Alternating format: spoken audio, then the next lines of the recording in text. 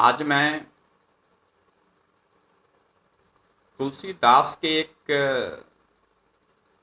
प्रमुख ग्रंथ कवितावली के काव्य रूप पर अपनी चर्चा को लेकर के उपस्थित हूँ। कवितावली रामचरितमानस और विनय पत्रिका के बाद तुलसीदास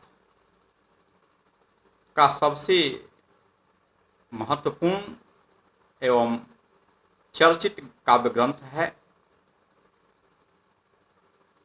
इसके काव्य रूप को लेकर के हिंदी के विद्वानों में मतभेद है और यह प्रश्न बार बार उठाया जाता है कि कवितावली प्रबंध काव्य है अथवा मुक्तक काव्य है।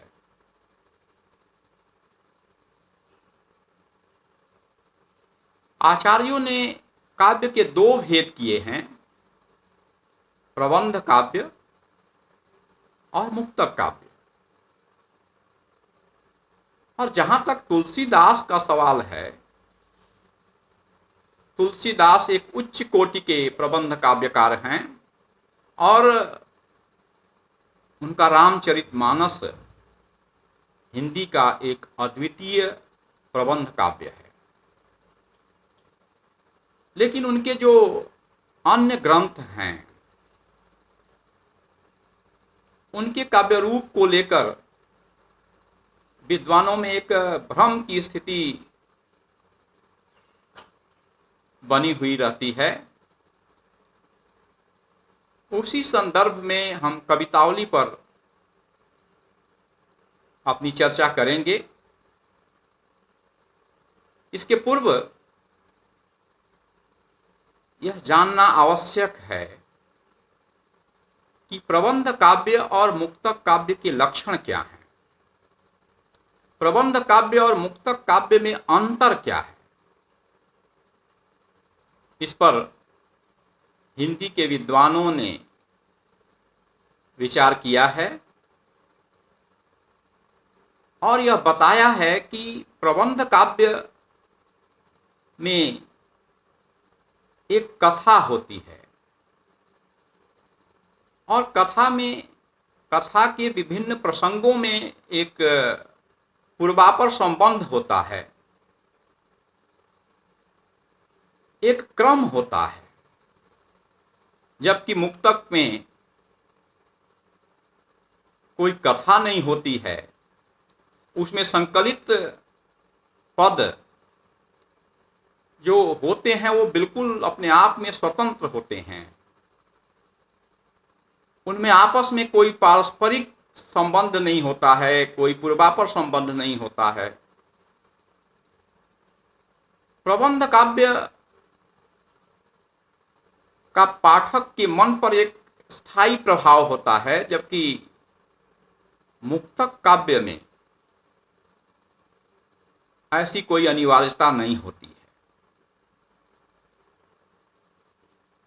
इसी प्रबंध काव्य और मुक्तक काव्य पर चर्चा करते हुए आचार्य शुक्ल ने अपने हिंदी साहित्य के इतिहास में लिखा है कि प्रबंध काव्य एक विस्तृत वनस्थली है तो मुक्तक एक चुना हुआ गुलदस्ता। उन्होंने यह भी लिखा है कि मुक्तक में प्रबंध के समान रस की धारा नहीं बहती, बल्कि रस के छींटे पड़ते हैं, जिससे हृदय कलिका थोड़ी देर के लिए खिल जाती है। इस तरह से हम देखते हैं कि प्रबंध और मुक्तक में स्पष्ट रूप से अंतर होता है। अब कवितावली पर अगर हम विचार करें तो हम पाते हैं कि इसमें जो कांडों की योजना की गई है, रामचरितमानस की तरह इसमें भी जो 7 कांड दिए गए हैं और 7 कांडों के अंतर्गत पदों का संकलन किया गया है, कवित्वों का संकलन किया गया है, छंदों का संकलन किया गया है। इसके चलते पाठक इस भ्रम में पड़ जाते हैं कि कहीं ये प्रबंध काव्य तो नहीं है। जिस तरह से रामचरितमानस में विभिन्न कांडों के माध्यम से तुलसीदास ने राम कथा का चित्रण किया है, कवितावली में उस तरह का चित्रण देखने को नहीं मिलता है। 7 कांडों की योजना तो की गई है, लेकिन उन कांडों के छंदों में एक जो संतुलन की स्थिति होनी चाहिए वह स्थिति नहीं है। बालकांड में छंदों की संख्या 22 है, अयोध्या कांड में 28, अरण्य कांड में 1, किष्किंधा कांड में 1, सुंदर कांड में 32, लंका कांड में 58 एवं उत्तर कांड में 183। इस प्रकार हम देखते हैं कि राम कथा के विभिन्न प्रसंगों को विभिन्न समयों में जो तुलसीदास ने रचा है उसको एक क्रम दे दिया गया है और विस्तार से जिस तरह से रामचरितमानस में एक पूर्वापर संबंध का निर्वाह करते हुए राम कथा का चित्रण किया गया है, कवितावली में उस तरह का चित्रण नहीं है। तुलसीदास का मन राम कथा के जिन प्रसंगों में रमा है उसका चित्रण उन्होंने किया है और जो प्रसंग उनको रुचिकर नहीं लगा है उसको उन्होंने नजरअंदाज कर दिया है। और इस तरह से कांडों की योजना में हम देखते हैं कि एक संतुलन नहीं है। कवितावली का अधिकांश छंद जो है उत्तर कांड के अंतर्गत समाहित है और अरण्य कांड और किष्किंधा कांड में एक एक छंद समाहित किया गया है और चलता सा कर दिया गया है। लंका कांड तक आते आते राम कथा समाप्त हो जाती है और पूरे उत्तर कांड में तुलसीदास ने राम कथा के अतिरिक्त विविध विषयों पर चर्चा की है। चित्रकूट का महत्व, मीन की शनिचरी, दुर्भिक्ष, अकाल और अपने जीवन से संबंधित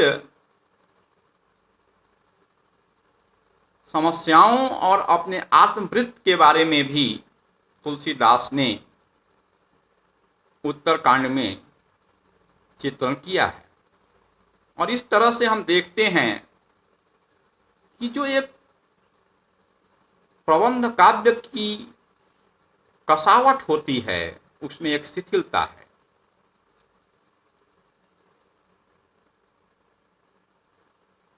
कवितावली के रचना काल को लेकर के भी विद्वानों में मतभेद है। कुछ विद्वानों का यह मानना है कि कवितावली की रचना एक लंबे अंतराल में की गई है, बल्कि रामचरितमानस की रचना के पूर्व से लेकर जीवन के अंतिम समय तक तुलसीदास ने भिन्न भिन्न समय में भिन्न भिन्न स्थानों पर जो छंद रचे थे उन छंदों को तुलसीदास के शिष्यों ने संकलित कर एक व्यवस्थित क्रम दे दिया और एक विभिन्न कांडों के अंतर्गत उन्हें संकलित कर दिया गया। और इस तरह से उसे एक प्रबंध काव्य का रूप देने की कोशिश की गई।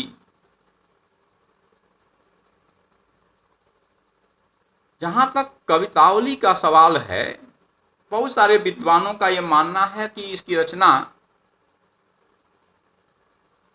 तो तुलसीदास ने की थी, लेकिन इसका संपादन उन्होंने नहीं किया था, बल्कि उनके शिष्यों द्वारा, किसी शिष्य द्वारा इसका संपादन हुआ। और एक राम कथा के विभिन्न प्रसंगों को एक क्रम दे करके और विभिन्न कांडों के अंतर्गत उन्हें रख करके इसे संकलित कर दिया गया। और यही कारण है कि इसमें विभिन्न कांडों को देख करके विद्वानों को, हिंदी के पाठकों को यह भ्रम उत्पन्न हो जाता है कि सर्गबद्ध होने के चलते, विभिन्न कांडों के चलते यह प्रबंध काव्य है। लेकिन जैसा कि इसके नाम से ही स्पष्ट है, कवितावली यानी कि कवित्वों की अवली, कवित्वों की पंक्तियां, कवित्वों का संग्रह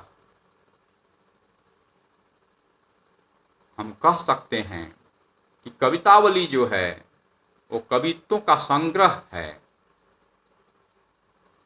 और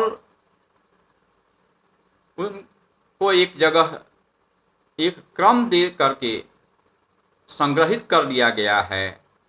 उसके अंतर्गत जो